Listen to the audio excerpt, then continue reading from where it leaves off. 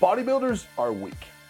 Now, I'm going to tell you why. I'm going to talk about the strongest bodybuilders of all time, and I'm going to talk about how they rank in relation to powerlifting numbers, which are the most credible, most reliable sources.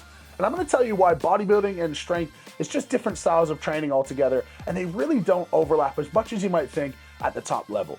Because in the end, larger muscle mass, you would think, should mean larger weights, but that's just simply not the case at the top level. Now, if you want to become the strongest version of yourself, head to moosecoaching.com. The link is in the description, and you can become the strongest version of yourself with a program written by me. Now, without further ado, let's talk about the strongest bodybuilders of all time. Now, first off, this is more of a pound for pound, but Franco Columbu, he actually competed in World's Strongest Man and has probably the most gruesome video of all time when he's carrying the fridge. This video, in terms of strongman, is the most gruesome. He's carrying the fridge and he absolutely tears apart his entire knee. The fridge carry has never come back, and thankfully, I don't think we're going to see it in the near future. But in terms of an impressive number for him, he deadlifted 700 pounds 3 times at 185 pounds. This is a gargantuan number, but I always put strength in context. This is gargantuan in a commercial gym, but how would it stack up in a strength gym? Well, if we look up his weight class and the weight class he would fit into in powerlifting, he's actually tied for the 88th best deadlift of all time. Of course, still an incredible weight, still very impressive, and not his major goal, but nowhere near being something that we would be exclusively in awe of, without some caveats of he's a bodybuilder and not trying for this, etc., etc. Next up is probably the person that most of you are thinking about, and this is Ronnie Coleman. He had some absolutely iconic lifts, which partially iconic because of his energy atmosphere. Yeah, buddy. But partially because the weights were so insane. They were steel, they were rusted, they were clanging. Just the old school bodybuilding, I think so many of us fell in love with, and why we came to the gym in the first place. Now, I did a video, could Ronnie win World's Strongest Man? I do want to say, I'm doing this list and comparing these only based off what they did, not what they might have been able to do. Now, if you want to check out that video, if Ronnie Coleman could win World's Strongest Man, check that out here. But let's look at his best lifts of all time. For bench press, he benched 495 pounds for 5 reps. This would mean his 1 rep max would be about 567 pounds. 5 reps is about 87% of what your 1 rep max would be. Now, for bench press, unbelievably, there are so many good bench pressers in the world. This would put him 439th all time with that bench press alone. When we talk about deadlift, he did an 800-pound deadlift double. This is one of his most iconic videos. This would estimate the 1 rep max to be 825 pounds. 2 reps is somewhere around 97% of your 1 rep max. That would put his deadlift at 322nd all time for his weight class, which of course would be the open weight class. Ronnie was an absolute monster. Then his squat, 800-pound double, and this was in single ply. This was equipped 1 rep max at 825 pounds. The same as the deadlift, estimating 97% of his 1 rep max at 800 pounds. We're saying 825. This would put his squat at 928th all time in single ply. So not competitive by any means. If we add all those together, his total would be 323rd all time. If you look at all of the guys from about 10 down to 322, no one really knows who they are, because frankly, we only look at the biggest weights ever lifted. Now, there are caveats. Ronnie did this at a low body fat percentage. Ronnie did this XYZ, sure, but he didn't do anything more than that. Not at least that was vetted. And we're doing this on vetted actual videos, actual evidence, not hearsay and his buddy said and he said with all of these guys. So that's Ronnie. Now let's go to a different guy altogether, Tom Platz. Tom Platz has probably the most impressive squat for reps record, which was 525 for 23 reps. That record stood for many, many, many years until a strongman, me, came along and did 24 reps and broke that record. But his most impressive, heavier set for reps was 635 pounds for 15 reps. This would put his 1 rep max at 978 pounds, which is unbelievable. But I'm going to talk about this in a minute, why this might not replicate his actual 1 rep max, and why bodybuilders have a slightly different fiber composition than strength athletes. His actual true max that he's ever done is 765 pounds at 230 pounds for the squats. This would put him 234th all time in his weight class. Next up and last, the most iconic bodybuilder of all time, of course, Arnold Schwarzenegger. Not necessarily known for being strong, but I think great to put in perspective of what an amazing physique he can build without world-class strength genetics. Arnold benched 525, which is unbelievable, but this would only put him 259th all time. With his squat, his best ever was 610, and these are numbers stated by Arnold. 610, that would put him 4,113th all time in the squat. And deadlift, max ever was 710 pounds, putting him at 1,371st all time. Now, certainly not crazy numbers in terms of strength, but let's talk about why. Why are bodybuilders significantly weaker than strength athletes?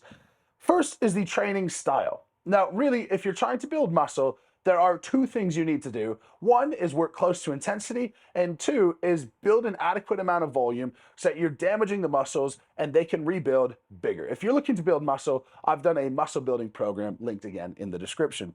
Now, that's the first thing. If you're doing higher volumes, naturally you can't do really high loads. If I do a 1 rep max squat or a 1 rep max deadlift, my nervous system is so fatigued that going on to do more work is just impossible. So I could do a 1 rep max squat, but I'm not going to go on to hack squat and leg extension and leg curl, etc., etc. Of course, during times of year, I try to build my capacity, but when you're focusing on strength, you need lower rep ranges, heavier weights, lower volumes altogether. This is not optimal for building muscle for most people. Now, I will throw the caveat in there that if you are beginner, novice, intermediate, you can probably get away with a power building type program, something like Mike O'Hearn promotes, but eventually this style will catch up to you. The person who circumvented this the best is Stan Efferding, my nutritionist, because he did both powerlifting and bodybuilding, but he did not concurrently compete in bodybuilding and powerlifting at the exact same time. You cannot enter a bodybuilding prep and a powerlifting prep concurrently. Secondly is a bit of genetics. So if you train strength, the number one thing is don't get hurt. And frankly, getting hurt is the number one impedance to long-term strength gains. The risk of getting hurt is something that we just have to accept as strength athletes. When you're pushing to the max, tearing muscles, tearing ligaments, having joint pain is relatively normal. But the genetics to prevent that are thicker tendons, thicker joints. And thick joints just lead to bad bodybuilders. I competed in bodybuilding or men's physique at 195 pounds, and at 6'2", 6'3", for most people that would be a below average but okay physique if you're really low body fat. When I look at those pictures back then, I simply looked emaciated. I did not look good. I did not look muscular, because if your joints are larger, it's going to make your muscles look smaller. The composition of the skeleton of a bodybuilder and a strongman or a powerlifter would be vastly different. Now, like I said, the risk-reward ratio is very, very different. A bodybuilder working at maximum loads for very low reps doesn't make a huge amount of sense. Of course, someone like Ronnie Coleman did this during his prep, but he wouldn't have peaked his strength up to what he was actually capable of. Based on the amounts of muscle that he had, there's just no way that I believe his numbers, 800-pound deadlift for 2, is what he would actually have done if he peaked his strength properly. But the thing is, as you go through bodybuilding, you're going to increase your muscle size, and you aren't really going to increase your ability to recruit the proper motor unit. And the way that your brain talks to your body, it has to communicate the groups of muscles to perform a motion, where we're focused in strength sports on a motion, not on a muscle. And in bodybuilding, they're so focused on the muscle, and they grow the muscle so large that when you have that baseline capacity and you try to flip over to strength, it's not uncommon for a bodybuilder to totally rip tendons off of the bone. Cue that Larry Wheels incline press video, his mate who he was spotting, one of the most gruesome injuries of all time. In terms of just the visual aspect of it, we'll chuck that up here, but be warned. The composition of the core is a very different thing in bodybuilding and in strongman and in powerlifting. Now, growing and shrinking the core can only be done, in my opinion, through exercise volume. Exercise volume decreases visceral fat, which is the fat underneath your abdominal wall, which is why you'll see someone like Eddie Hall with a fairly distended abdomen, but with abs on top of that, because he doesn't have a lot of subcutaneous fat that would hide his abs, but he does have a substantial amount of visceral fat underneath. because we do such low exercise volumes. Of course, if you're trying to bodybuild, you can't have that visceral fat. You don't want a thick, chunky waist. So you're going to do a lot of low intensity cardio to burn that visceral fat off. We don't do a lot of low intensity cardio. We don't do a lot of exercise volume. And frankly, having a thicker core is going to mean that when you go to something like a standing overhead press, well, you're going to have that core stability to be able to press that better. Same with squats, same with deadlifts. This is why a high-class bodybuilder on a chest press machine would be very close to a strength athlete, but the more degrees of freedom that you give, i.e. chest press to bench press to dumbbell bench press, the further away that they would get from really being competitive and comparable to a strength athlete. Now, let's talk about training to get strong. On average, you're going to have a much lower intensity than training to get big. Lower intensity, but higher weights. So you're going to be doing things from 1 to 5 reps. Throughout the course of the year, more often than not, it's going to have a few reps left in the tank, where in bodybuilding, having a few true reps left in the tank is probably not appropriate. Dr. Mike Israetel talks about having 1 to 2 in the tank. It's not uncommon in strength sports to have 3 to 4 left in the tank because we do have to protect the nervous system so much.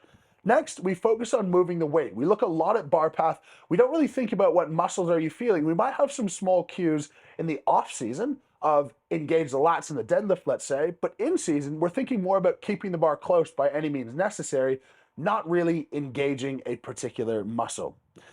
Next, those with thick, robust joints will thrive. We can't get away from the genetic component of any sport, but it seems to be particularly prevalent when we're focusing on one individual element of fitness, whether that's bodybuilding or aerobic running or strength sports. That's why you don't really see a Norwegian guy thriving in the marathon, and you don't really see a Kenyan guy thriving in strength sports. Next, muscle belly tears don't matter that much in the grand scheme of strongman, and really neither do tendon tears, depending on what the tendon is. If you meet a strongman over the age of 35, just check, and they'll probably have a couple of big scars right here from reattaching their biceps. This happens to almost every strongman at some point in their career, and it takes you about 12 weeks to get back to really hard training, and probably about 6 months to get back to 100% full strength capacity. That's fine. It's not a big deal. In fact, there's a lot of strongmen who have torn the long head of their bicep tendon and have a Popeye bicep, but it really doesn't inhibit them all that much. You don't necessarily need to get it fixed. And really interesting fact, if you tear a bicep, let's say, but you don't tear the sheath in which the tendon is encapsulated, that tendon will actually grow back. So you can still use your bicep after that recovers without surgery. But if you don't get surgery, your bicep's going to be up here. Now, even if you do get surgery, your muscular symmetry won't be the same. You'll look a bit funny. If you have a muscle tear, you're going to see divots in your muscle, and it just won't look good.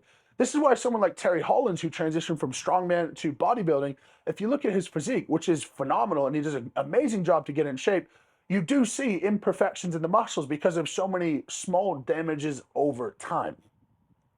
Next, risking injury is just a normal part of the strength game. It's something that you have to accept if you want to do it competitively and you want to push yourself to the absolute limit. I'm not saying the injury risk is higher than other sports, because I don't believe it is based on participation hours. And I'm not saying that the risk of injury in bodybuilding is zero, but it's much more controlled, much more manageable weights, and inherently is going to have a slightly lower risk of injury.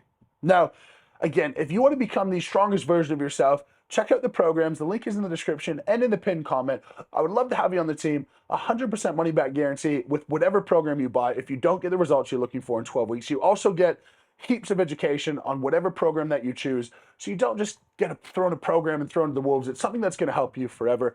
As per usual, thank you very much for watching, guys. Please subscribe to the channel if you haven't already, and we will catch you next time. Let me know what you think about bodybuilders, their strength relative to strongman, and do you think bodybuilders, if they put on some fat and trained for strength, could they compete with some of the strongest people in the world? I'd love to know your thoughts. Drop them down in the comments.